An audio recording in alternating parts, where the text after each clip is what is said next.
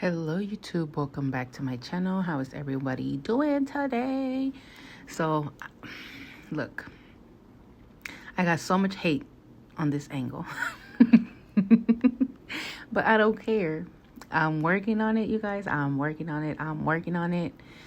I got a setup, okay? So I'll show you in a little bit or a glimpse of how the setup is now, so I can see that it records the whole table, well, the area I want to record, and it's out of my way.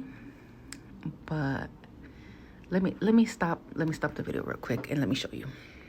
Okay, so my boyfriend installed this right here, and that's where the camera is. So hopefully that's a better angle and it's out of my way, and if my phone is about to die, the charger reaches to charge. So I'll be recording the nails that I do today, and hopefully we get good quality, because whenever I zoom out, usually the camera's like right here, but oh my god, excuse me, but then my phone dies and I don't notice, and the charger actually does not reach to this middle area. So I had to figure out a different way to put it, and that's what I figured out. So from what it looks like, that's what it records. So hopefully I can get better quality videos. Hopefully I'm able to get a little bit of a close-up, and yeah, bye-bye. So see, I've been working on the angles, just because there's a specific type of way I want it to look, and so far none of the videos I've recorded in the past has given me that. So hopefully this setup right that I just showed you works great, because I need more lighting, unless I get a second lamp or something. But hopefully you guys, we get brighter and better videos. So I'll see you in the next. Oh well, let's just talk about what I did on this set. This was a freestyle 3XL set. We did 3D flowers, we did bling, pastel neons. I think I did like a lavenderish, a coralish color, almost like orangey color, and a pink, I believe, with some glitter. I believe I used foil, don't remember, but this was just a freestyle. My current client had a little boo-boo on her other hand, so I had to be a little careful when I did that. Now I didn't want to open that wound again.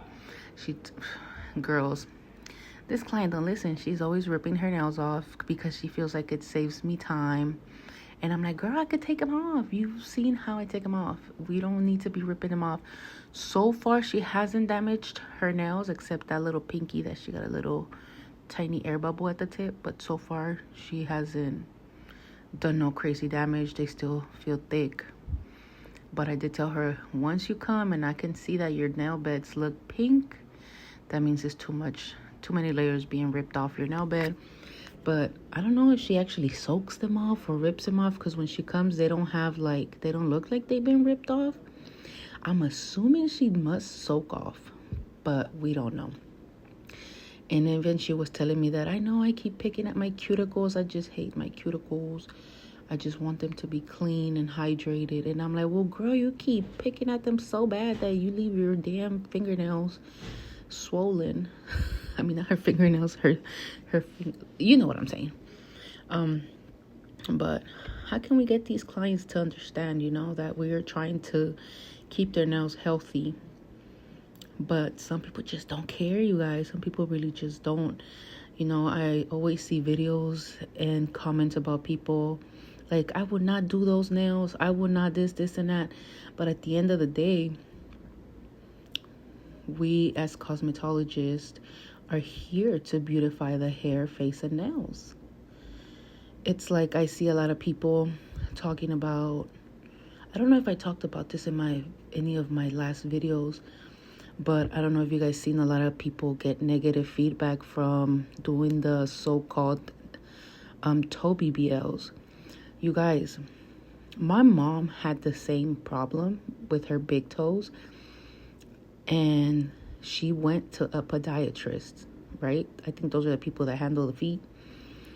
You know, they gave her fungus medication and all that stuff. And then at the end, you know what the person recommended?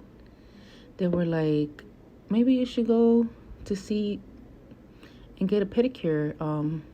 There's people that specialize in dealing with funguses. You know, they were the ones that recommended my mom to hit up a nail technician. I mean, we are taught on how not to cross-contaminate. We are taught on what type of conditions we can work on. It's like, for example, like psoriasis, eczema.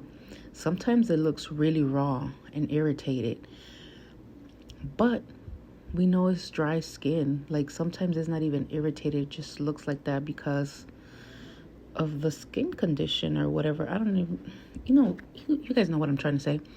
It's like it's like that's something that's not going to pass on to us. Funguses are really hard to pass on to other people because funguses live in hot, humid, porous, areas. So it's like it's hard to spread fungus to other people. It's actually really hard. That toe has to be consistently in tight, hot, humid, sweaty, conditions for it to thrive. So there's some of the Toby Bale nail techs that I actually, agree with because we are here to beautify you. We are here to make things look better and for it to make you feel good. Also, there's this one girl that I follow that does the Toby Bales, and she actually puts fungus medication and gives it to her clients. And then when I see their follow-up appointments, their toes are looking better. It's like, girl, it's not the acrylic damaging anything. It's the care you give yourself. Why do you think a lot of men have funguses? Mainly men have funguses because if they're construction workers, their feet are always hot and sweaty. And, they have steel toe boots. Steel does not let your feet breathe, okay? So imagine them wearing those shoes every single day. How is their condition going to get better? Well, you know what? I don't even know why I'm talking about this. But you guys know what I'm saying. I'm telling you, I just see so much shit on social media that I'm like, shut the fuck up. Like, shut the fuck up. You complain too much. It's like, are you mad that you're not getting the clientele she's getting, the money she's getting? Leave them alone. If it's not you, it's not you. And that's your opinion. You have the right to have an opinion. But don't bash someone else for it, okay? Okay, you know what? I'm done. I don't want to rant. I have so much on my mind right now. It is currently 10:26 and my client's going to be here in 4 minutes. So I got to go wipe this table down real quick and get to work, you guys. So enjoy the video. Don't forget to like, comment, and subscribe. And I'll see you in the next setup. Bye.